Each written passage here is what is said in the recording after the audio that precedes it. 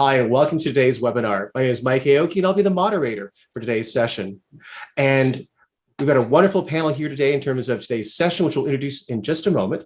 First, I want to find out a bit more about yourself as well. So what I'd like you to do is to actually in the chat window, which you can bring up by typing in the very bottom, the chat icon in the very bottom center of the screen of the Zoom window. Click on that, it'll bring up a little pop-up box. You can actually type in your first name and what city you're based in. So I'm Mike, I'll be the moderator today from Toronto, Canada. And you can type in your own first name and city as well. And I'll give you a moment to do that. And we'll take a look at who we have today. Okay, good. And Sangeeta, welcome. Okay, perfect, from Toronto. We've got Jessica as well from Toronto. So a few Toronto folks here. I'm in Toronto as well. All right, wonderful. So April from Ottawa. David, welcome from Cleveland. Okay, our first US person here, along with Samir on the panel. All right, perfect. All right, I've got Florida represented as well, Orangeville, which is just north and west of Toronto as well. All right, so hi, Jane. Good to see you again. All right, good. And Neil as well from Toronto. All right, perfect. Okay, so, and again, you can use this chat window, by the way, to type in any comments that you have. So you can share ideas as well in terms of as we go throughout today's session, or type in questions as well that you have for our panel. And we can actually go through that as well. Nidhi, I'm glad to see you here as well. So Nidhi from India. I know you and I have communicated via LinkedIn for quite a while, so it's great to see you here as well. All right, excellent. So again, people from all over the world here at today's webinar. And we'll start right now in terms of actually introducing the panel. So it's my pleasure to actually welcome Aaron Gray. And Aaron is the VP of Client Success at S&P Data, based out of Toronto, Canada. We also have as well Samir Maney as the CIO from ACT Holdings in the greater Seattle area, just a bit outside of Seattle in the Northwestern United States. So welcome to both of you, today's panel. All right, if you want to find out more about their backgrounds, you can actually look at the registration page, which is a lot of biographical details about both of them as well. So it's great to see you here. Now, I'll also mention as well special thanks to Intelligence. That's the company that's actually sponsoring this session along with 8x8. And you can just read a bit about Intelligence here. And they put these webinars together to help be able to go and just educate people and help inform people within the contact center industry. So it's a great chance for all of us as contact center professionals to learn from each other and find out more about the latest and greatest. As well, too, we'll start with a quick survey. And this is an interesting question, by the way. It's one that Aaron suggested. It's what level of apprehension are you sensing from your team regarding the post-pandemic work environment? So as you look right now at the second half of the year, what do you feel from your team? And I'll actually bring the poll up in a moment, or actually I'll ask Ken, who's our technical support person. Ken's not on screen, but he's behind the scenes doing technical support. If you would mind bringing that poll up. Okay, perfect, excellent, thank you for that. So you can see that little poll question right now in the center of your screen, and feel free to go and check off on a scale of 1 to 5. Okay, 1 being the least apprehensive, they're very comfortable coming back, to 5 being the most apprehensive, they're really worried, lots of questions. Check off and vote right now for which one applies. So 1 is very little apprehension, they feel comfortable. 5 is lots of apprehension, anxiety, questions, etc. And you can vote on that.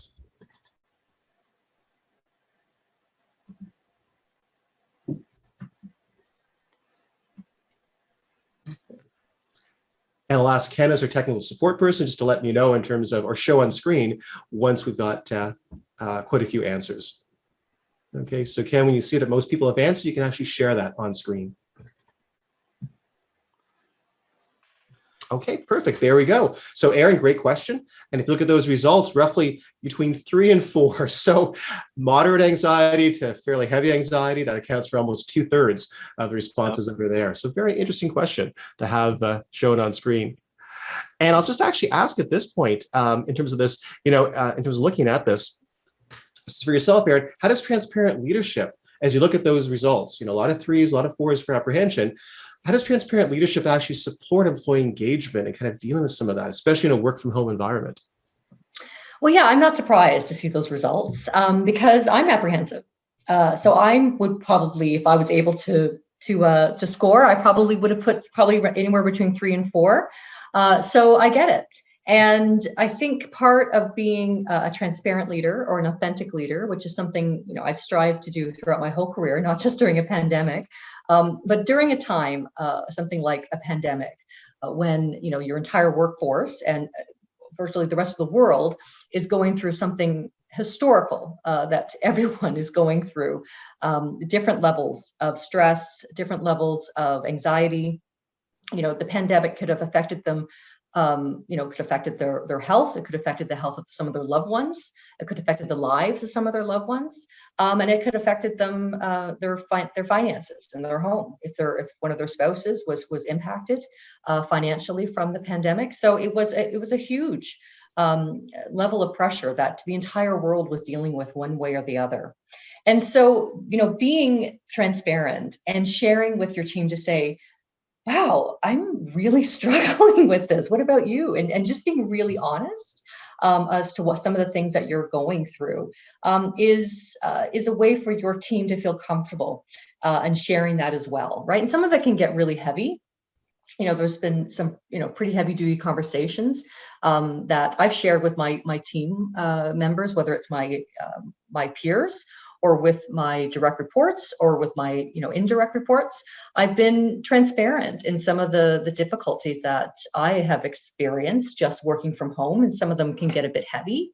But then, some of them are also just, can be a bit light as well. For example, my husband and I, about, in the spring, he got an Apple Watch and I got a Fitbit. And so I put it on and I was embarrassed at how little I was moving during the day. And I was literally just spending the entire day sitting at my desk and talking about that with my staff. And I remember one of my team members was telling me that she used to go on walks with other colleagues when they were in the office, and they made a point of doing that every day at lunch hour, and how she missed it, and also how she's feeling just blah. So when I'd have my one-on-ones with her, I would, start the conversation and say, hey, do we need to look at a screen here on this one-on-one? And she'd say, no, I don't have anything to share with you. I said, you know what, I'm going to walk during this one-on-one. If you don't mind, I'll just put my headset on and I'm just going to walk, and we can do our one-on-one that way. And it was very effective. We had no problems with, the communication. And it was just a regular meeting. It's just, I was out walking just to let her know, you can leave your desk. It's completely okay. So it literally is the whole, cliche, don't just talk the talk, but walk the walk. I mean, you couldn't get any more literal than that. But to demonstrate, get up and walk away, move. Even during meetings, if you need to just get up and move and walk away from your computer, do it, because I'm doing it.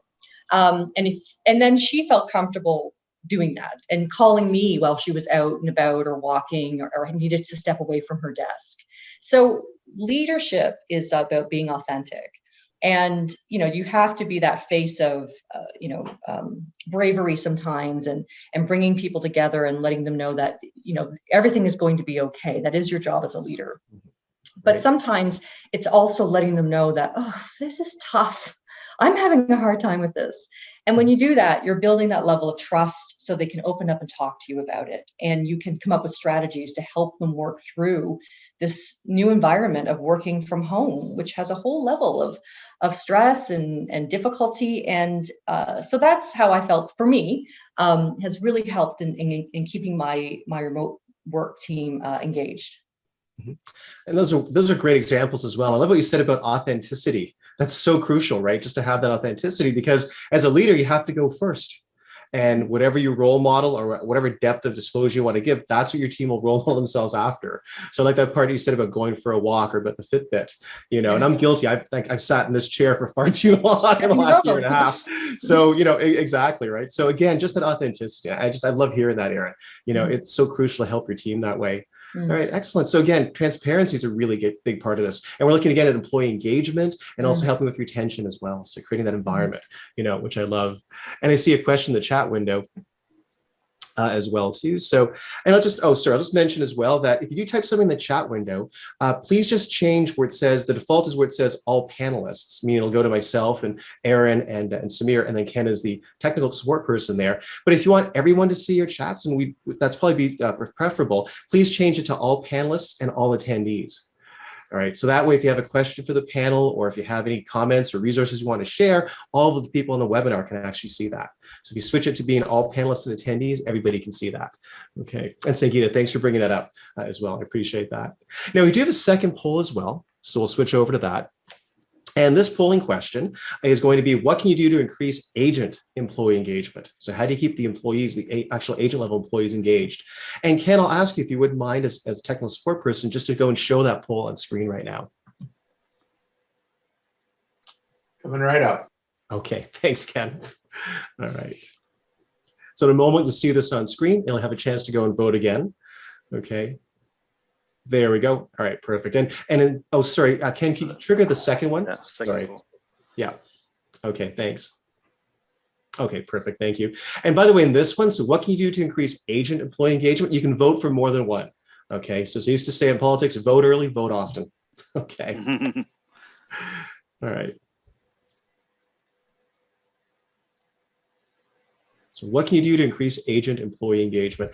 Also, if there's ones that aren't listed here on screen, feel free to type them in the chat window. Again, switch it to all panelists and all attendees, but type anything extra that you have in the chat window so we can all benefit from that.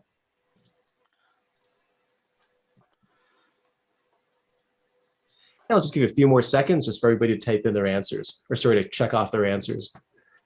And again, if something here is not listed, feel free to go and type it in the chat window. I'll actually type one in right now, which is go for a walk or encourage walking. Okay, and then we can see the results in front of us right now. All right, so again, the most popular one is more frequent one-on-one meetings. 91% of you said that. So again, that is really important to have more one-on-ones now, more deliberately for that. Second place answer was virtual team building events.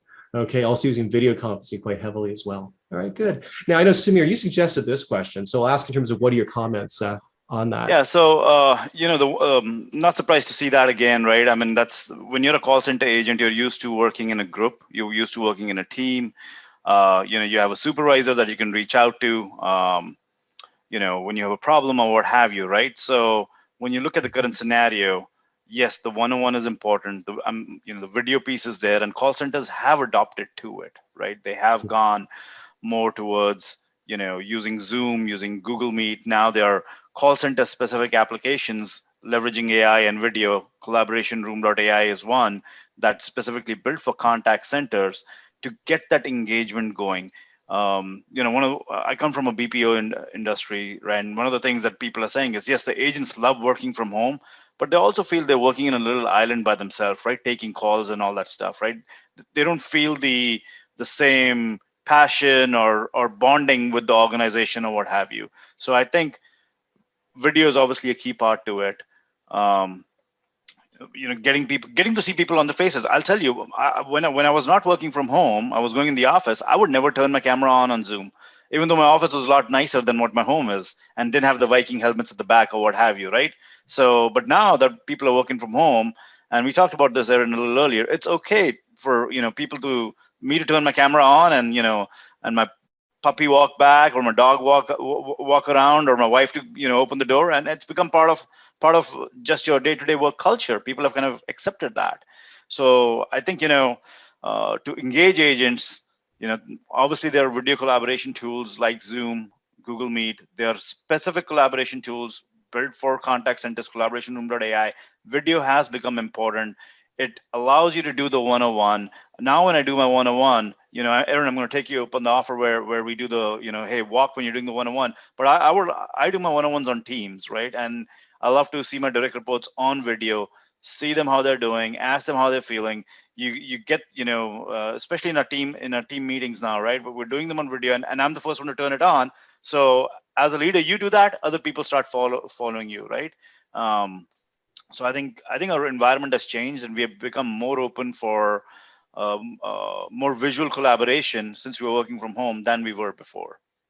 Okay, good. And so you're very right about that too. That just how much video helps, right? You can see each other's. Now you're all of a sudden, seeing into each other's living rooms, or into your dining rooms. I mean, things have changed quite a bit, right, in terms of doing this. And I think the three of us are talking just before we began this webinar about the fact that it looks like work from home or definitely hybrid is here to stay.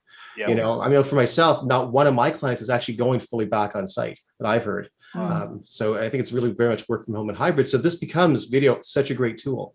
It really, and you can have fun with it too. I remember having a meeting with one of my counterparts actually, and we started doing show and tell of what's behind us, right? And so, for example, why do you have Viking helmets in your home? That'd be a really good question. So you have these little peeks into someone's home, and you're probably thinking, what is that back there? And then it's a great conversation piece, like, oh, actually, this is a picture that my son made. or, this is a picture of my grandmother, or this is a vase that I inherited from, my aunt who was from whatever. So it's a great way to, this whole idea of the show and tell was really a lot of fun. And it's just a little peek, and as you're peeking into someone's life, sometimes it's fun to have an opportunity to get to know a side of someone that you never would have done if you didn't ask what that was. Yeah, and that's a really great point too. It's just, again, building that, built that teamwork, that team spirit, that intimacy, but being able to go and again, see into each other's living rooms, and do those kinds of things. I've seen other clients that have done like almost like a little virtual house tour. They pick up their laptop or their phone and walk around their house a little bit, just to kick off a team meeting or whatever. Or I had one client that actually was always in her backyard.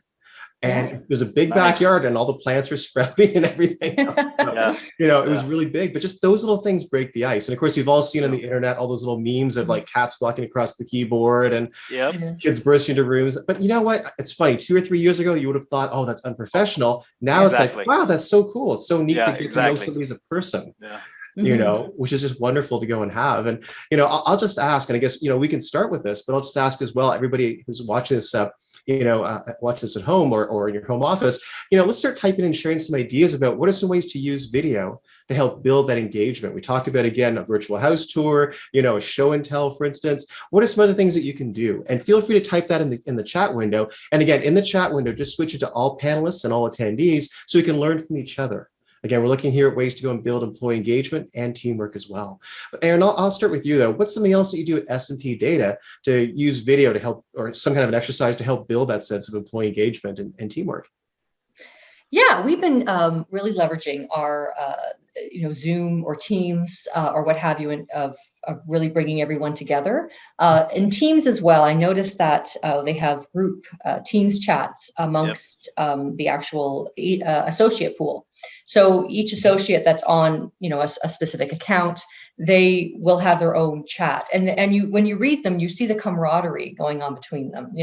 Back in the day in call centers, especially sales ones, they'd have gongs or something that you would, some big thing that you would do when a sales was made or you hit an achievement, and you don't have that. So there was just really creative ways of putting up memes and GIFs and just really funny, song, like YouTube videos of gongs to really, give that same sense of camaraderie. And I love just going in and reading the chats and seeing some of, like, it's someone's birthday today, or, so-and-so became a grandmother today and everyone's cheering, and, you can't have baby showers anymore, but you can do things like this. So it's fun going in and just being kind of peering in and reading some of them. And occasionally I'll go in and make a comment and, just get out and go into another one and make a comment and just seeing that camaraderie being built. It's fun. Yeah, it really is. There are places that kind of office chat, because I know I began with an agent on site, and again, everybody talks in the lunchroom and around the water cooler or the elevator. A lot of us hung out after work. I still have friends from those days, back then. Just replicating that online, and now so many people chat and text anyway. And I know, Aaron, you've got kids are like teens and, et cetera. They don't even talk to each other. They'll just text each other, from across. It's like, why don't you talk? No, they're just going to use their thumbs and text each other. So it's very natural to go and do, in terms of doing that. And I just love that. And I love what's going on in the chat as well. And I'm just going to mention, so April, thank you for that idea as well. So again, happy hour huddles, special theme huddles that are out there. Nidhi as well, that guided meditation. Okay, on Fridays or any day. It's actually really good. Anita, thank you. Guided 5-minute workouts and stretching. And I know some places do that either themselves, or they'll actually have human resources, has somebody on tap that can come in and do like a 10-minute kind of stretching thing to kick off a team meeting. So like that. David, good idea. Virtual introduce family to coworkers. And I love that. I actually have one client, what they did is they actually had that where people each meeting would introduce family members, and the manager or director would actually thank the family, though, saying, because they were supporting them in all the work from home things. So thank you for helping, the employee just in terms of being able to do their work at home, knowing how much it impacts everybody else around the house. So I love that. All right. And we got a few more as well. St. Gita about guided yoga, exercise, mindfulness moments. Very powerful. A lot of great ideas coming in. David, thank you again. So virtual celebrations of events like birthdays. Okay. Or Aaron, as you mentioned, somebody becoming a grandmother, which I love. Okay, good. I hope it's pronounced this correctly, Rafael, with town hall meetings where agents take turns bringing up topics in customer service. again, you want to replicate online what you used to have in a face-to-face town hall. Exactly. So have a chance to really share information. And I know, Samir, as you mentioned, a lot of agents at home feel like they're on an island, isolated. So anything you can do to get them to feel like they're part of an overall team, like a town hall, is critical. Okay. And Jane as well, creative hours. So making Mandelas like that to share how you're feeling. That's a nice way to go and kind of bring those feelings across. It was always so difficult to take agents off the phones and bring them to a centralized location, because as you know, service levels need people on the phones. If you don't have people on the phones, then your service levels are going to be impacted. And it was always such a challenge. And when you'd have an organization, the call center always kind of got gypped because they couldn't go and join the potluck. They couldn't go to the Christmas party because someone had to stay on the phones. And doing this, that time to travel to a town hall or to a meeting room is now gone. And so then you can afford, and workforce management it's much easier for them to get collective groups on the phones and then get them off and then bring another group in. So that sense of the call center getting gypped in all these group activities that's kind of gone, which is great. Because it was such a hard thing, as call center leaders know, that was always the thorn in everyone's side. But this has made it easier. Yeah, it really has leveled the playing field a lot, hasn't it? Yeah. In doing that. And again, it's just building that engagement. That's the whole thing, making people feel welcome, because that's the problem, is typically they were not included in a holiday party, for instance, or at least some of them weren't, because they had to cover the lines, and that's important. All right, good. And Samir, I'll ask you, in terms of your experience, what's another team building or employee engagement idea that you've seen? Well, we're doing a lot of virtual things, like virtual happy hours is one thing that the team is a big hit with. We're also doing a lot of stuff with gamification.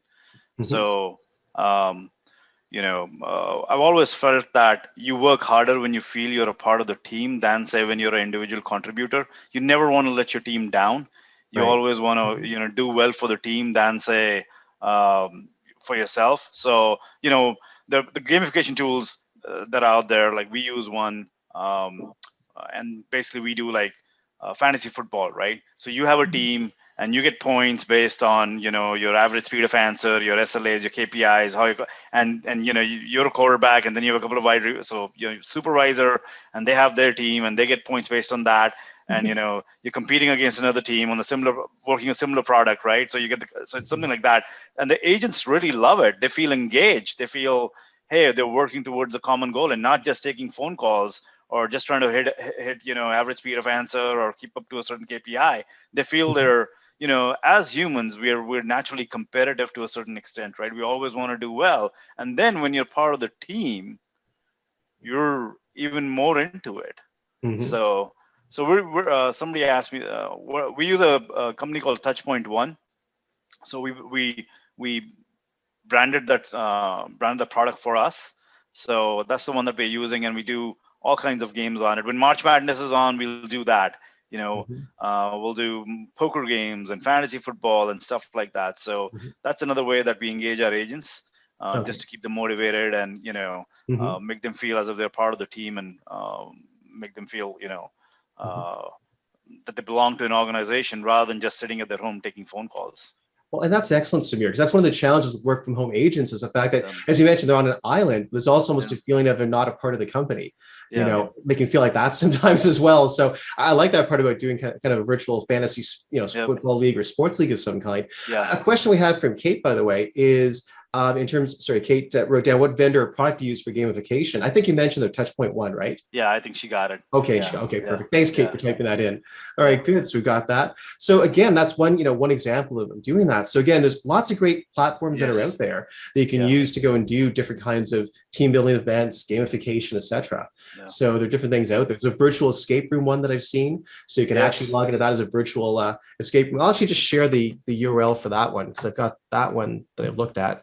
I'll just cut and paste this one in a moment. Okay. Also, if anybody else has ideas about different kinds of team building events that you've used, different websites or platforms, feel free to type those in as well. So I just typed in the virtual escape room one. That's a cool one that I've seen other people use, going forward. Also as well, Patricia, thanks for your comment about replacing the occasional team meeting with a virtual event. That's crucial as well for work from home teams. It can't be all business, because you have to replace that informal, fun team building thing, as part of what happens with this. So definitely, don't make every meeting about business, do some team building events and fun things that are there. Okay. And Jessica, I'm glad you like that. Okay. So this is great as well. And Kate, thanks for putting the URL in for Touchpoint. I appreciate that. Okay, good. Now we're also going to go and do a quick little question and answer session. So again, anybody at home right now can just type in and ask any question you want of the panel. So for Aaron and Samir as well, just ask about that. Oh, sorry about that. I have to go back to the deck reverse slightly. There we go. So again, type in any questions that you have for the panel, okay, in the chat window. So any questions that you have for Aaron and Samir. Now, Samir, I'll just ask you one other question. I know you do a lot of work in the software space. Have you seen any other software that tends to go and help with employee engagement, collaboration, retention? Yeah. So I mentioned collaboration room.ai. That is specifically designed towards contact centers. It basically gives the supervisor the same ability as they had in a brick and mortar facility. So that's one that is designed for call centers, right? It's got some AI components to it where it tells you about agent engagement. Agents, depending on what industry you are in, some of these calls are really tough, right? And when you're working from home, unless you're service observing, you don't really see it. Even if you're service observing, agents are trained, right? You won't hear the frustration on the call, but with this software, you actually see them, you get feedback on it, and you see the facial expressions, right? So the supervisor can call up and do a one-on-one with them, besides inside, as he's managing his team, and say, hey, that was a tough call, and you did a great job, or what have you, right? That's what that allows you to do. So that's one that I feel is particularly geared for contact centers, and one of those things that there's a usual Zoom, Teams, Slack, chat channels and video this thing, but specifically for contact center, that's one that we're looking at for sure. That's perfect. I just put the URL in the chat window. It's actually, Okay. There you go. Okay, great. Thank you. Sorry, collaboration room. Sorry about that. Collaboration room AI, front of the room part of it. Okay. Yeah. All right. So that's a really great one. And again, that really helps in terms of being able to connect with this. I'll recommend, by the way, for everybody who's watching this, just to go and jot down some of the URLs and key tips that you see. Okay. Because once we'll have a broadcast recording of this available later, so you can go back and hear the audio of this. The actual chat won't show on screen, just so you know. So you want to jot down any key ideas or URLs that you see right now as they come up here in the chat window. All right, good. So thanks, Samir. No, I appreciate that as well. So again, collaborationroom.a. So a great way to go and again, just see in terms of how your agents are doing. A question from Sangeeta as well. And this one's directed to anybody on the panel. So Aaron or Samir, whoever wants to chime in. How often do you recommend connecting with your team, with your teams, and also with one-on-one? So what kind of a pace or cadence are you using? Aaron, I'll start with you for that first. What kind of a cadence do you use for that, for teams and one-on-ones? Yeah, so we have a weekly team meeting as a collective team, and then I have one-on-ones scheduled with my direct reports once a week. And we also are very engaged on text, so we constantly communicate on text, and that's where things can get casual and fun.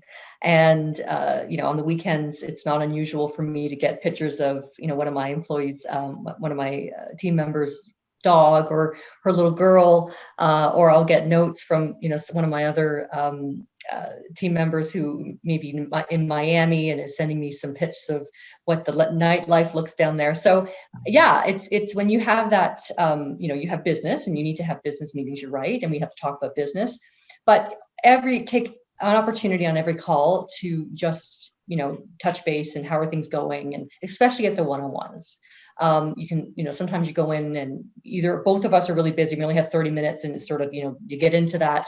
But then sometimes, you get on a one-on-one and you have the full hour, and fortunately you may not need the full hour to talk just business, and you can actually end up talking about, things that are important to them. And then when you have that trust that you've created, then, I find that your staff are a little more open to you, and you can notice when something's wrong and you can say, are you okay?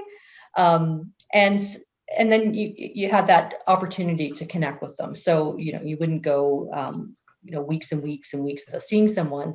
When you have a consistent relationship with them, then you notice things, and you notice maybe they need an extra one-on-one time or a bit longer. I'm going to cancel that meeting right after this because I have a feeling this one's going to go over. Well, that's good though. That's a good rhythm, to have as well. Samir, what are your thoughts as far as cadence or rhythm? So just like Aaron said, I do have a weekly team meeting with the team, and then as far as my one-on-ones goes, it kind of depends on the particular team member, right? Some of them I have them on a weekly basis. I'll touch base with them. There's a lot going on or what have you, and some of them they've been here for a while, experience. We established a regular cadence. I'll do it bi-weekly with them, right? So for me, it more depends on who the team member is and what the projects are, or where we're going with that. And then we have a lot of project meetings. There's lots going on in our organization right now, a lot of change going on. So we talk quite a bit during our project meetings, and interact with each other that way. Okay, good. That's excellent, though. I like that. So again, just building that interactivity, that connection, right? That engagement is so important. I've got a couple of other questions here as well from Patricia and from Jessica. I'll start with Jessica's question. And again, Aaron or Samir, whichever one wants to chime in on this one. The question from Jessica is, how do you encourage your team to appear on camera for team meetings? And they hold bi-weekly team meetings. It'd be nice to see everybody's faces. So how do you get them to turn their cameras on? What do you do? Aaron, go ahead. Sometimes I don't insist on it. It depends on a level of trust too. I don't assume they're up to no good or they're not, they're just having a bad hair day. So I'm okay with that. But sometimes you want to see look into somebody's eye if you have to have a specific conversation, or you want to see the reaction, or something's up. Then I'll just put my camera on. And normally when I do that, they'll do it in kind. I have never had to ask someone to turn their camera on.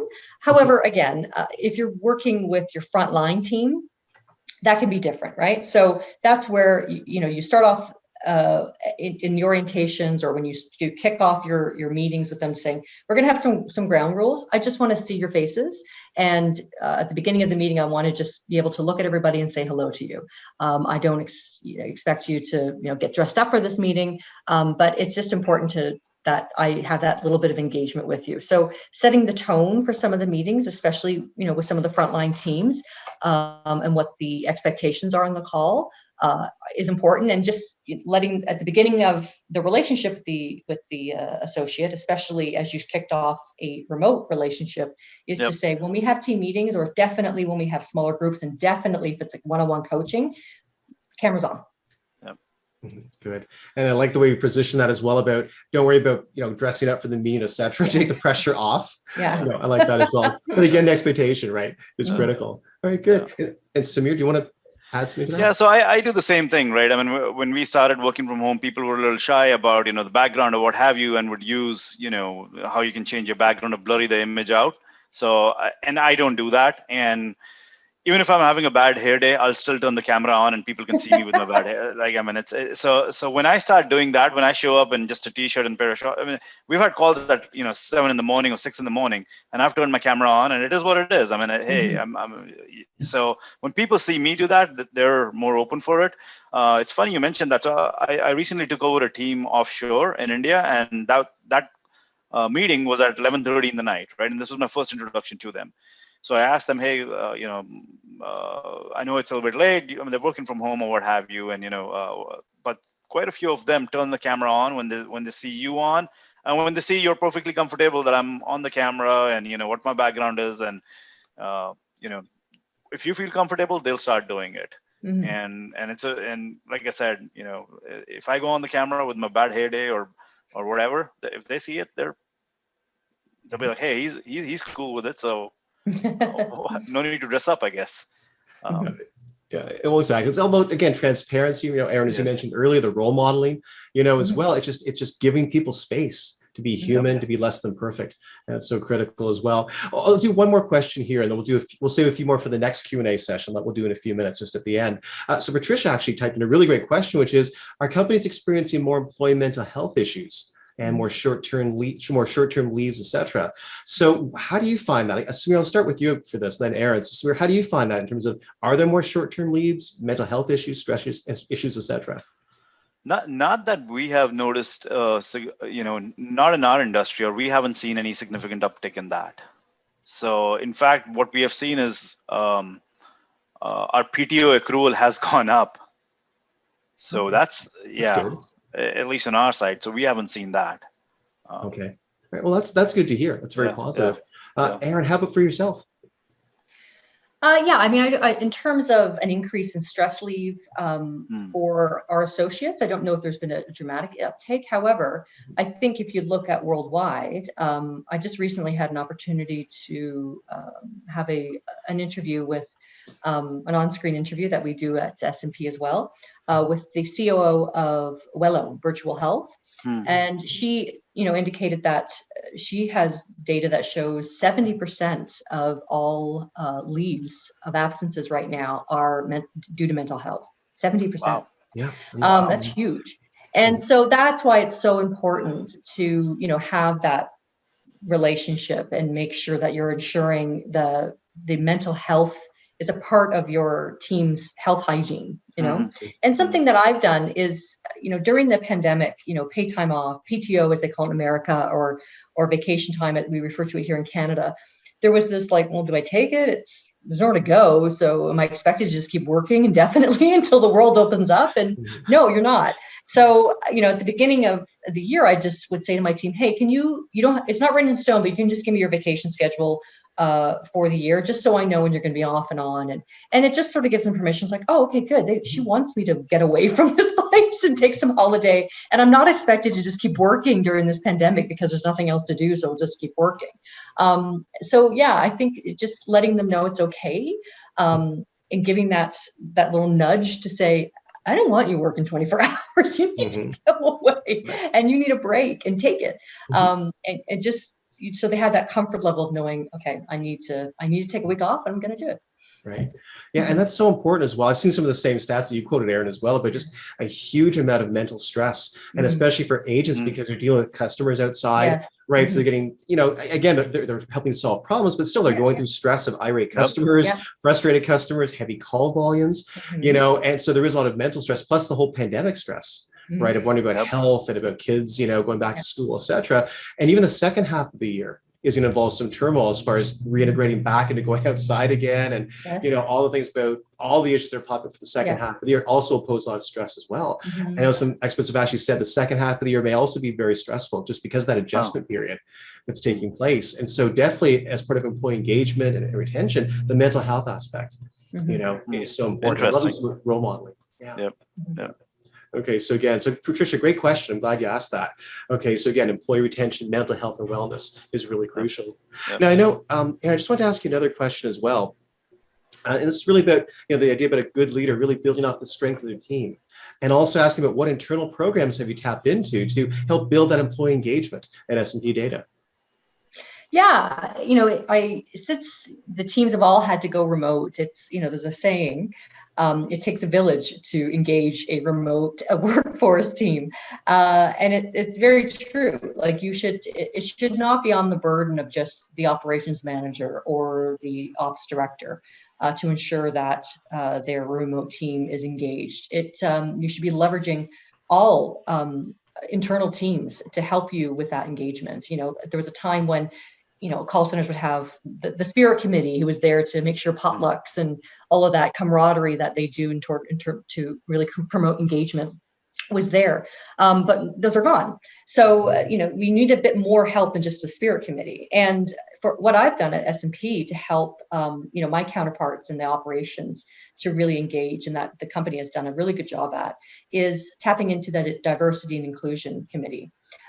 So if you have a diversity and inclusion committee at your company, you're not leveraging it right now for employee engagement, start. And if you don't have a diversity and inclusion committee in your company, well, you should champion that and get one going, because it's so important to have one.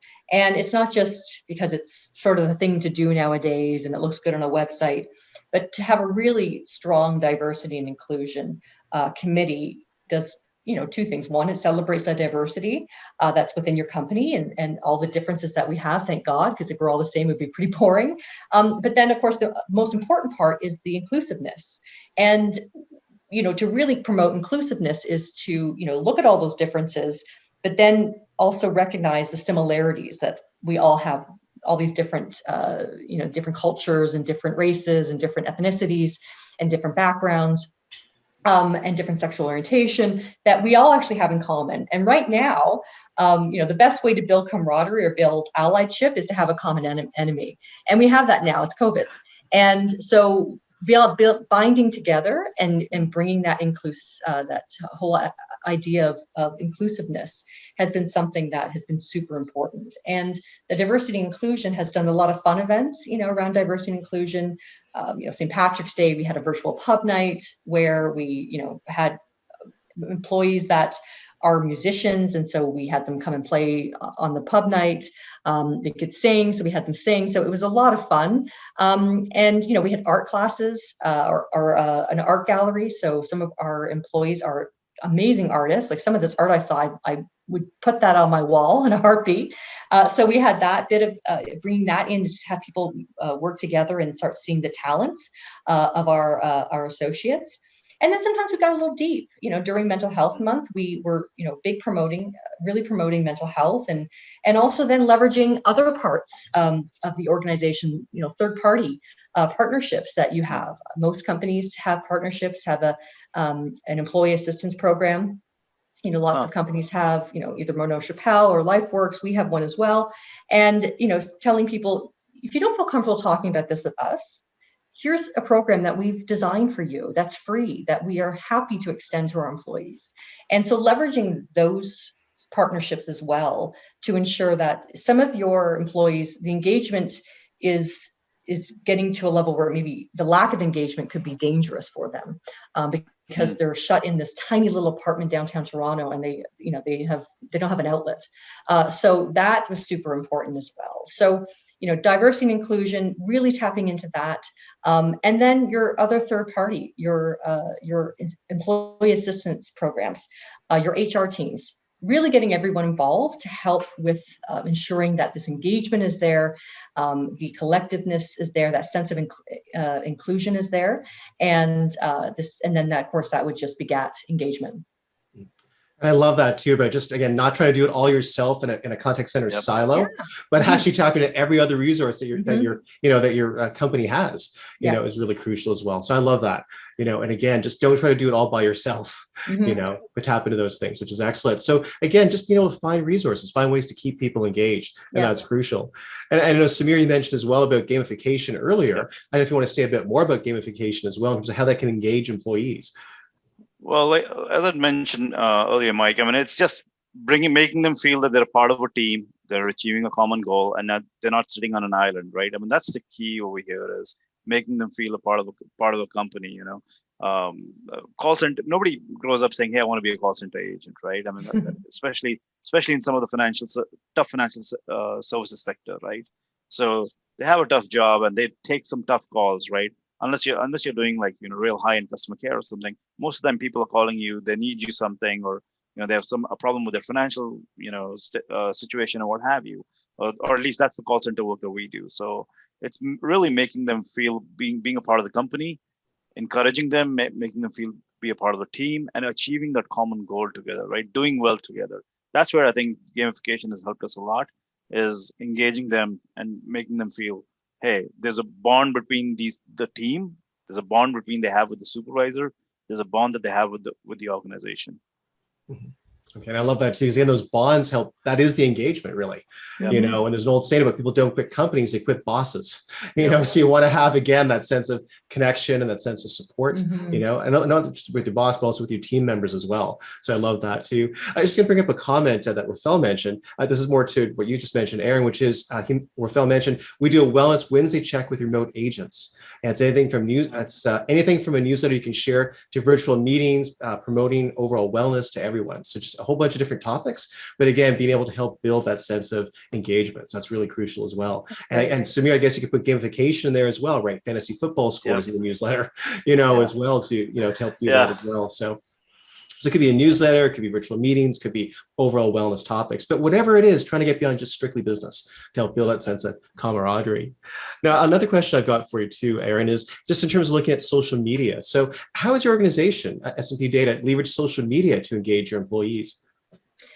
Yeah, we've been very active on social media, whether it's just on LinkedIn, which is a normal spot for a company to do promotions, but we're very big on LinkedIn. But we're also really engaging on our Facebook, also Instagram, where we can really engage with our employees.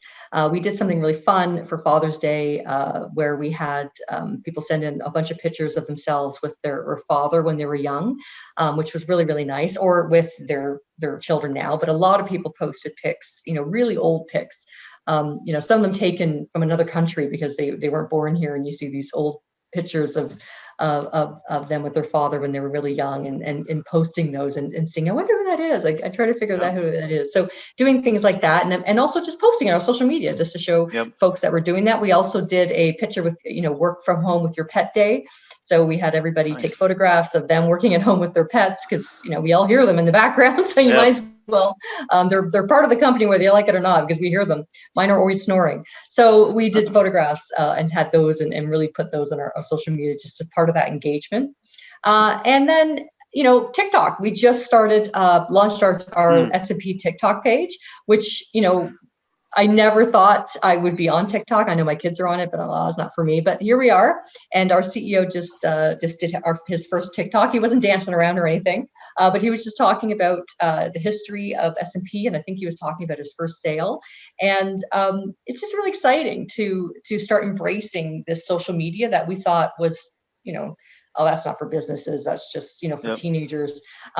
But we're having fun with it, and we're getting the word out of, that we're a group of fantastic associates who are engaged and just love, customer experience, and that service to sales environment just naturally flows from our organization, and using that as a platform to just talk to each other. And when you start having a really good time with your employees and it's on social media, people start noticing it. So it's been a lot of fun leveraging our social media platforms. Yeah. So just to add to what Erin said, right? We did that on LinkedIn. So we had our employees post where they are. So where it was, I can't remember what the caption was, like a little bit cheesy caption, see where ACT is, kind of a thing. Yeah. And and people basically wherever they are traveling or vacation or what have you, they would take a picture of it and post it towards it. And it was a lot of fun. I mean, I didn't think people would do that, but it was overwhelmingly very, very positive to see, so on the weekend, he was at Pike's Fish Market or, what have you, so it just brought the community together, or brought the team together when they started saying, okay, there's more to the person than just sitting at home and taking phone calls, right? Yeah. Or what have you. So it was great to see how the employees participated in it, and kudos to our HR for thinking that and implementing that. That was and it humanizes, the leaders too, right? Yes. So when you have your CEO who is based in America, and we have even when we had all the people on premise, they were still scattered all over all the call centers, but now they're even scattered more. And so being able to have that connection with your C-suite, and having, the CEO of the company do a TikTok, and you are you can just write a question and ask a question inside it, and he would likely respond to you. So it's just having that accessibility as well has been a lot of fun. Yeah. I just love that too, because people have been using social media for a few years now to keep in touch with friends, right? Relatives, family members. Now it's coworkers. It's the same thing, different places, different houses, different apartments. It's a great way to connect as well. So, sorry, do you want to mention this, Samir? Absolutely. And when you're hiring people, having a strong social media presence absolutely helps, right? If you have a social media page and there are people showing that you're having fun, people will want to come work for you, right? When you're talking about hiring call center agents, look, I mean, the difference between what we pay and somebody else pays is probably not that much, right? When you're talking about call center agents. So it's the other factors that come in. Hey, am I going to go have fun working here? And if I can see that on a social media page, agents are more likely going to come and work there, right? Or if they hear nothing about it and just look up Glassdoor and see some negative reviews, they might be like, maybe I don't need to go there, right? I got this other offer. So I think social media has definitely changed the way you hire people and represent your organization in your employees' eyes. Yeah, I think it's been a really, huge landmark shift in terms of, again, how you're able to go and recruit people, and work from home is a bit different too in terms of how you're recruiting people. So just all kind of folds into each other, really nicely. So again, just being able to build that engagement is really crucial. We have a chance right now as well to do a second Q&A session. And I just want to go and just go back to a couple of questions that we didn't have time to answer a few minutes ago. So this one's from Patricia. It's, are you finding more internet related issues which are taking your agents away from live calls? So just ask that question. Erin, go ahead. I mean, technology issues have are always going to be a concern. And, when you have a lot of people working from home and they may have, it's a really bad weather outside and it's impacting their internet connection. I've been on the phone with, call centers and I can't make out a word they're saying. And they said, look, there's a storm where I am, and I get it. So fortunately, I think that when the entire world is going through that, then your callers are usually a lot more understanding, because they were probably just got off a Zoom call themselves where it was all the wonky and they're like, we can't hear you, we can't. And they just gave up, and then they call the call center and they're like, yeah, I feel you. I just went through that myself on my Zoom call. So I think there's that bit of empathy that we're seeing that maybe we didn't see before or sense before from callers calling in. But sure, internet concerns, will, impact live calls.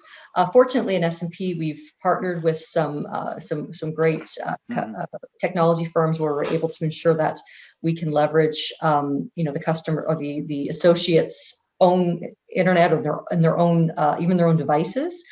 So that way we can ensure that they're being able to communicate effectively and also safely with our customers. So. Okay, good, excellent. And Samir, do you want to add to that? Yeah, so when this whole COVID thing started initially, we did have that challenge when we were moving people home. There were ISPs, or at least over here in the US, especially where we operate in the southeast part of the country, there were ISPs that were blocking IP traffic flowing out because they were also providing the telecom service, so they didn't want you to go hook up a hard phone or what have you. I think we have overcome some of those challenges as time has gone by. We've also put some standards in place that says, hey, new hire come in on board. There's a checklist that says, hey, you got to have this speed. You can't be sitting, and have a dial-up connection or satellite or what have you. You got to have cable, DSL with these speeds. There's some standard configuration that we've done with ISP. So if you're in this part of the country, this is your ISP. Ask your ISP that this is the configuration you want to hook up your hard phone or put it on a DMZ or stuff like that. So we have gone through that. It wasn't easy, but I think we're to the point where now, okay, we're hiring in certain areas. It's become a lot smoother. Obviously, there's technology like SD-WAN and all that good stuff that will, mitigate some of the issues. Also, what we've seen is, yes, I have a 20 meg internet pipe, but I also got 2 kids streaming Xbox or playing games or what have you. So that's been some of the things that we have said, to our agents is, look, having a good internet connection is like you having a car and coming into work, right? If you so it's you got to have this basic connectivity over there to support what you're doing.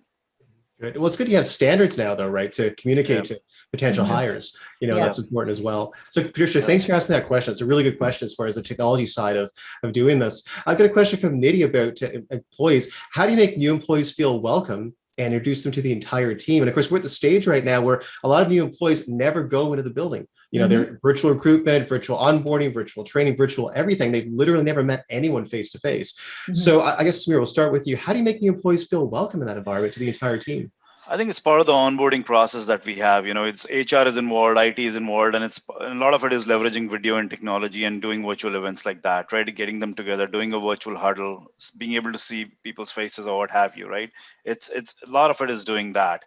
We have started bringing some people in and maybe doing some of the on-site stuff, but it's not there yet, right? We're still very cautious about asking people to come in. So right now it's pretty much using video, using the technology that's out there to engage employees and make them be a part of the team. Okay, good. Again, making that connection, though, is important with the technology. Erin, how about yourself at S&P? Yeah, I think they set that from the time of recruitment. They set the tone of ensuring that people feel included. So anything like they call them launch parties, where they bring a group of people on board, and then they have IT come in and they do testing on their internet. And during that time, it's just not a room of people sitting there waiting for an IT guy to come in and do the testing. They have a launch party expert or a trainee there who's helping them, talking them through it. There's a recruiter there. So just to really encourage that sense of engagement, and being in a group of people that some of these are going to be my teammates. We're going to start on the same day. So having that, and then having a buddy program as well. So teaming up a new agent with an associate that's been here for a long time. Some of the teams have been doing that, and just having buddy programs, just so they can reach out to somebody, contact them if they need some support. Or they have questions and they can't, gone are the days you just put your hand up and then, a team lead's going to run over. That's not there anymore. So just making sure that I have, the agents have, supervisor they can get on teams. They have, a team lead, an ops manager, and then also their buddy as well. So just making sure that they have that comfort of knowing there's at least 4 people that I can reach out to if I need help. Okay, good. I like that too, with the lifeline piece, that the ability to get connect with different people. So you're always feeling supported. That's so important as well. All right, good. So thank you. And Nidhi, thanks for asking that question as well. We've got one last question. This one's from Jane. And Jane's asking, have you put any guidelines to ensure that work doesn't take away from personal time? For example, when you're not expected to go and monitor or chime in on texts. So Erin, have you put any guidelines in to help protect that?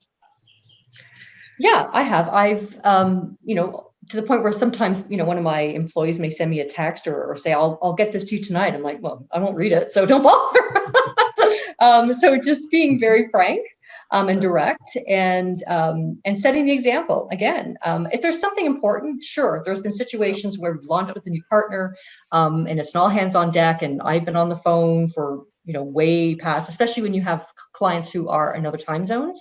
Then yes, there is an expectation that, at certain times it's just all hands on deck. And I myself am sitting on a call at 11 o'clock at night. So that those things happen. Mm-hmm. But when you're also demonstrating that there's no catastrophe, there's no emergency, this is BAU, this can wait until the morning. That then, when you're showing, I'm going to be in the trenches with you when you need me, and we all need to be together. And when they see that I'm there, and then, I give them the comfort that this is not life threatening. No one is dying. Yep. This can wait until the morning. Right. Then I find that they get that permission to have that balance, and they're probably just like, yeah, what am I doing here? Shutting this computer down. I'm going for a walk. I'm going to go sit in my patio. So just, again, walking the walk. No, I like that. Again, the role modeling is so important, doing that. And Samir, how about for yourself? How do you set those guidelines? My team is IT, right? So we're almost, if somebody's calling you after hours, it's almost like an emergency or something like that. One of our team members did this. He had a signature line that I work flexible hours. So if I send you an email after hours, I don't expect you to respond to it, right? I mean, that's, we talked about it. So that's kind of a good way to say, okay, if in the middle of the day, if I'm taking 2 hours off, but because things are slow, and if I catch up on emails later in the day, I don't expect you to respond back right away, wait in the morning or what have you. From our agent perspective, we're a BPO. I mean, they're doing the regular shift work. From IT perspective, I think the expectation is still the same as it was before pre-COVID, or whether you're working from home. It's, hey, do your job. And then if it's an emergency, I mean, they know it's technology, things break sometimes, and sometimes you just have to extend beyond. And at that point, Erin, to your point, if you're in the trenches with them, they'll appreciate that. If they see their, manager being on a call, working with a partner, working with a vendor, troubleshooting an issue, they'll do it themselves.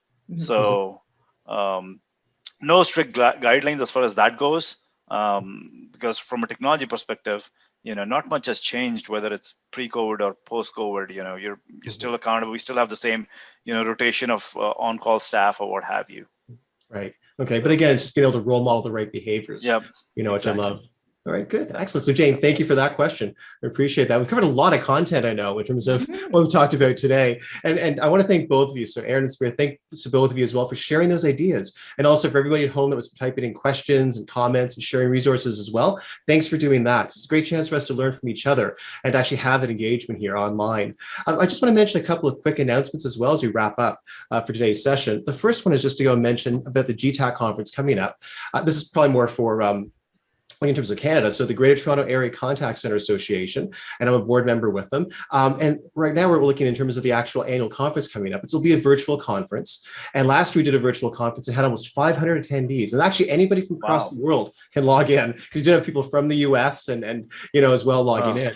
So anybody can log into this. So it's a virtual session. It's a full day event taking place on November the 4th, Thursday, November the 4th this year, full day event. That's Eastern time, by the way, 9 to 5 Eastern time. And in terms of the event itself, it's actually a fundraiser for charity. And so people can just make a donation to a couple of local charities that'll be able to go and be helped with this. The Daily Bread Food Bank, as well as Cure SPG 50, which is unfortunately a childhood illness. And this foundation helps to go and cure people with that, or at least look towards research for curing children that have that ailment. So that's available as well. So I'm going to make that as an announcement for one thing. So that's gtacc.ca, and there's more info on there. I also want to thank 8x8 and also Intelligence for helping to organize and sponsor today's session. And again, being able to go and help their clients as well going forward. So Aaron and Samir, thank you again for sharing those ideas and for having a really great fast-paced discussion taking place. And also everybody who's been watching this at home as well, thank you for sending in those questions and sharing those comments. And we look forward to seeing you again on future webinars. All right, so thanks everyone. You, Mike. Take care. Bye. Thank you. Bye. Bye. Bye.